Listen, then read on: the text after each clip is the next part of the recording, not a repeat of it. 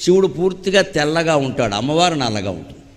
పూర్తిగా తెల్లగా ఉండేవాడికి కంఠంలో నలుపు ఎందుకు వచ్చింది? విషం సేవించడం వల్ల వచ్చింది. ఆ విషయాన్ని కూడా ఆయన ఏం చేశాడు? మింగితే లోపలున్న లోకాలు దగ్ధమవుతాయని, బయటకి కక్కితే బయట ఉన్న లోకాలు దగ్ధమవుతాయని అటు ఇటు కాకుండా కంఠంలో పెట్టు కూర్చున్నాడు. అందుకే కొంతమంది సమస్యలను బయటికి చెప్పలేక పడలేక నానా బాధ పడుతుంటే మెంగలేక కక్కలేక ఎడుతున్నాడంట.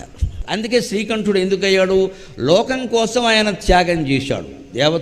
దేవతలు రాక్షసులు కలిసి క్షీరసాగరాన్ని మధిస్తూ ఉంటే అమృతానికి ముందు విషం వచ్చింది. జీవితంలోనైనా అంతే. మహత్తరమైన వైభవాన్ని మనం పొందబోతూ ఉంటే ముందు ఒక దుఃఖం వస్తుందమ్మా ఖచ్చితంగా. ఒక దుఃఖం మన చుట్టుముట్టింది అంటే వెంటనే భగవంతుడు కృతజ్ఞతలు చెప్పాలి. ఒక మహాసుఖాన్ని ఏదో నాకు ఇవ్వబోతున్నావయ్యా, నీకు నమస్కారం అని చెప్పాలి ఖచ్చితంగా. అలా దుఃఖాన్ని తట్టుకోగలగాలి. అంతేకాని ఈ చిన్న దుఃఖానికే మనం తట్టుకోలేక నానా బాధ పడిపోతే రేపు సుఖం వస్తే అనుభవించేది ఎవరు?